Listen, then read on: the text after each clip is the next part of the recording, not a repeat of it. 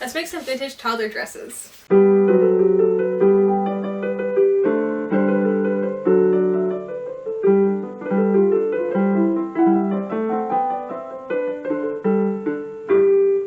Good everyone, my name is Caitlin. If you're new here on the channel, welcome. We do old-fashioned sewing on this channel and make reproduction clothing. So I am in a quest of getting as many kids' clothes done as I possibly can before getting pregnant. So we have finally moved on to toddler wear for vintage wear. So for the 20th century, we're still in baby stuff for the 19th century. I finished those, which the video's already come out. But I thought they looked really nice on the wall, so I'm going to leave them on the wall for right now. But we are moving on to toddler stuff for the 1920s and teens today. At some point, I think we're going to do dresses first. I'm pretty sure the slips I have will fit a toddler up to age of 2, and this is going to be from about 18 months to about 2.5 to 3. We're going to make 3 different sizes. And so I think the slips I have will still work. And if not, then I'll make slips at that point in time. But I think the slips I already have will work. So I had an original pattern from 1919 that I found online. I graded up 3 different sizes, and I have that here. And then I have 3. They all ended up being ginghams. I don't know. All the reproduction 20th century fabric that I have is like 1930s and 40s, at least the prints. And then I didn't really want to use a lot of my stripes and plaids and such because those are good for 19th century. I don't want to waste good 19th century fabric on 20th century stuff because there's a lot more that's appropriate for 20th century. So I have here a gingham seersucker that's like lime green. I have a gingham red. And then this is a very tiny gingham that's yellow. So we're going to make some summer dresses today. So short sleeves. We're going to use the same pattern for all 3 of them, just 1 in each size. I figured my general rule is 1 to wear plus a spare for the purposes of a spare. However, for 20th century, we rarely attend weekend events like we do in the 19th century. It's almost exclusively day stuff, which means 1 dress is fine, and if something happens to that dress, rips, stains, fall into a mud puddle, diaper blowout, whatever, I'll just bring the next size up as their spare. And if the kid has to wear, you know, a slightly too big dress for 2 hours till the end of the day, then we're good. So again, I have the pattern here. I am going to have to look up, I did not print out the skirt pattern because it's just a giant rectangle, so I was like, I can just figure that out on my own. But the pattern came with 3 different collar options.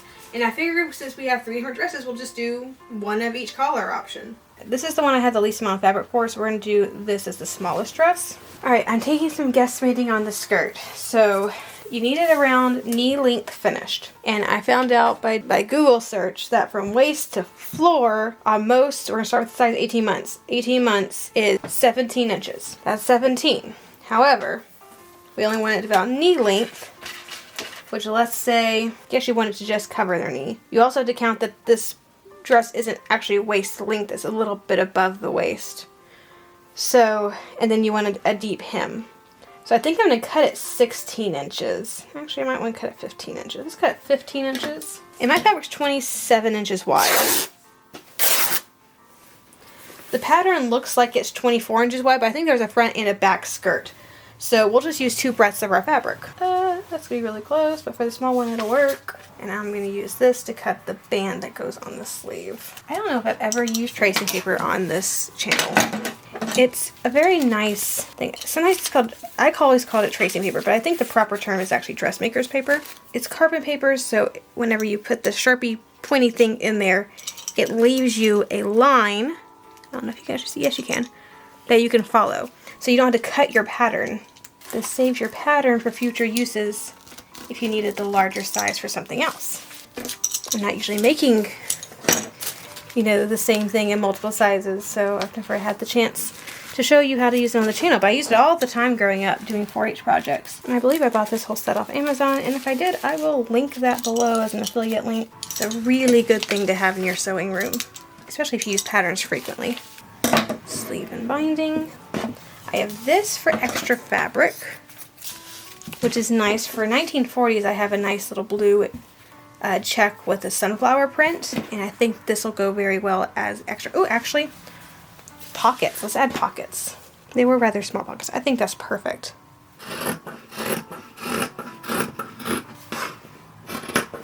So next month we're going to do little boy toddler clothes. And I'm really excited because my friend Kimberly gave me a bunch of original clothes, little toddler, vintage toddler clothes, specifically because she wants me to make patterns from them for people.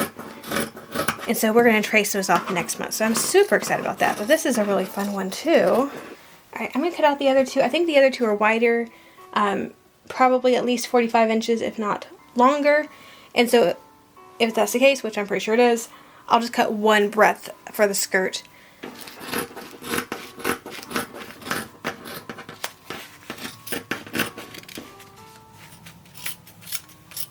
Also, I had a thought. Because next month, it's not actually the 1930s baby girls stuff. We're going to do the 1910s little rompers for little boys. So, I'm thinking I might have enough of this fabric to make little short rompers of each color. So we can just have it match the girl stuff, just make little pants. Alright, now we have everything cut out, I'm going to start sewing. And I guess we'll start with sewing up the skirts. And on most of them there's only one seam, but of course the yellow we have two. I don't want a center front seam, so we're going to make a little splice down the back of one of these panels, or down the center of one of these panels, to make the back opening bodice. So we have side seams as opposed to a center back and a center front seam. The others I just selected the center back seams. So what I basically figured, and what I think is right, is I think we need for the skirt to go 1 inch for every size. So first size, the smallest one, we're going to finish out at 13 inches. So that's this one, this will be 13 inches. The red one will be 14 inches, and the last one 15. Alright, so I cut my little slit. I'm going to just make a very narrow little seam here to get that raw edge fixed. Alright, now the top is going to get folded under a little bit. And I fold it under again. So what I'm going to do with these waistlines is you can just stitch them directly to the bodice as you typically would. But there's one illustration on the pattern that looks like it's just set on top of the bodice and then gathered up, and you have like a little waist ruffle. Very similar to how I made that 1916 pattern. And I made 2 dresses from it. There was a blue one and a pink one. And I'm seeing the same thing on this pattern. So we're going to do that. So we're going to sew this in a moment. I'm going to sew the top one, the one we're doing right now, with a gathering thread. So that just is going to save me a little bit of time. Go ahead and sew that. And the bottom will just sew your regular as a hem. But once I sew this, the skirts will be done. And all I got to do is bodice and sleeves. Can I just say that, you know, the 1910s are nice because we go back to rectangular skirts for a while, at least for kids' clothes. And it's always so much easier to cut out, and it's less waste, and I rather enjoy that. Pretty sure I bought some original embroidery patterns for baby stuff, but I think it was like for infant stuff. So we might save that. What I think we might do instead is look for some flowers or some vintage embroidery patterns or something, and embroider just the collars. I'll go ahead and finish the skirts. We'll come back and work on the bodices, which is the more fiddly part anyway. Alright, the first step with the bodices, I am sewing together the collars. So at the shoulders, and then I did a 2-piece collars. So I'm sewing them together so I can turn them inside out and have all the right edges finished.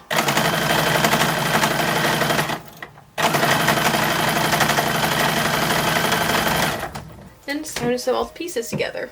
Starting with the bodices. And do the same thing with all the other colors. Or both other colors. At which point I'll iron all the seams open so they're all nice and flat. Alright, so next steps. Starting with the pockets, I'm just sewing down that top bit.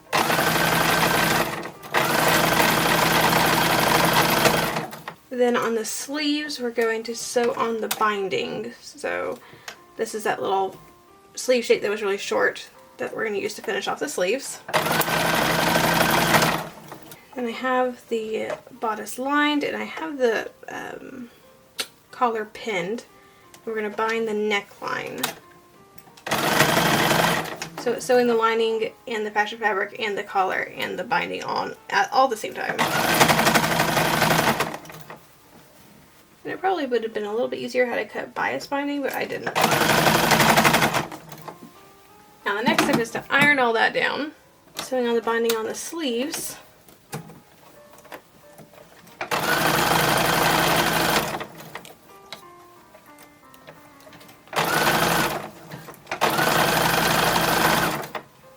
So on the binding of the collar, or around the neckline, of course I stitched down what we did, and I also stitched down the bottom part. Now I'm going to top stitch over the collar. Alright, sleeves are getting sewn into the arm size.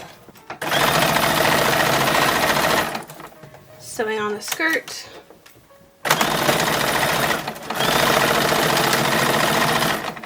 Now for pockets, and this will be the last of the machine work. Everything else will be done by hand.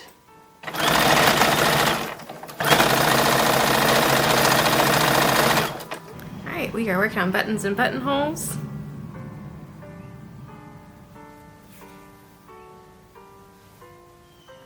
And at the same time, I'm kind of researching embroidery patterns to go on the dresses. Okay, just for a second.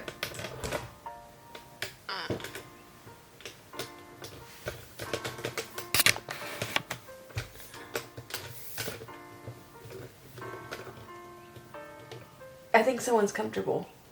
And buttons for the same. And buttons, I'm using little tiny mother of pearl ones.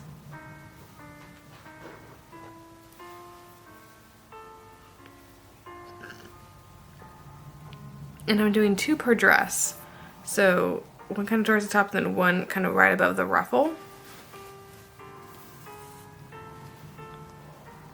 And then on the bottom of the opening, oops, I added a little, I see this in like 19th century dresses too, but just a little stitch right across to kind of hold it folded over, which means I don't necessarily need another button and buttonhole. Also, I probably should have thought about this last night, but again, if you've been on the channel long, you've heard me say I probably shouldn't be sewing after midnight. Because I make poor decisions, and one of the poor decisions I made last night was to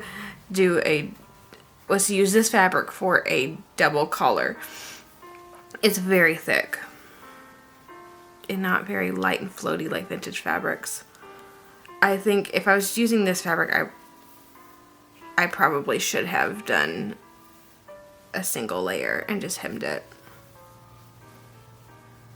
If I did these again, I would. And I considered taking it out this morning and then redoing the collar, and I decided it isn't worth it. But we're going to leave it, and our next step is going to be embroidery, which is the last step in these dresses because everything else is done. Alright, the embroidery. So I have, this is the green one, I have one side of it done, and I'm doing these little roses, and I thought I'd show you how the roses go because the leaves are just lazy daisies and the stem is just a stem stitch. And this is just a very basic pinwheel rose. But I have 3 is the lowest number you can have, and then you can go up. It just has to be an odd number, so I don't think there's really a limit to how many you can do. But there's 5 little, it's like little starfish now. And I have my needle up in the center. You go under 1, over 1, under 1, over 1, under 1, and you just keep going. So I chose pink and green for the green one. I thought that looked really cute. Red one, so we're doing bullion roses for this one. And so this is a little bit more of a difficult rose. Thread up, down, back up like you're going to do a lazy daisy stitch. You're gonna wrap the thread around. I've been doing 10 times. 2, 3, 4, 5, 6, 7, 8, 9, 10. Pull it through, holding on to, it's hard to see. You're holding on to all the little wraps. Okay, pull, pull, pull, pull, pull. Sometimes it takes some fiddling with. There we go. And that's a bullion stitch. Then lazy daisy stitch for the leaves. back in that same hole or very close to it, up where you want the leaf to end, wrap it once around the needle, pull, and then put a little stitch, and then put your needle down right on the outside of the thread. So there's that one. Last one, so I'm finishing out with a little bit of a stem stitch. So for this I did Lazy Daisy blue flowers and then French knots for the pink ones. And I did French knots in the middle of the blue flowers as well. Alright, there's our 3 little toddler dresses.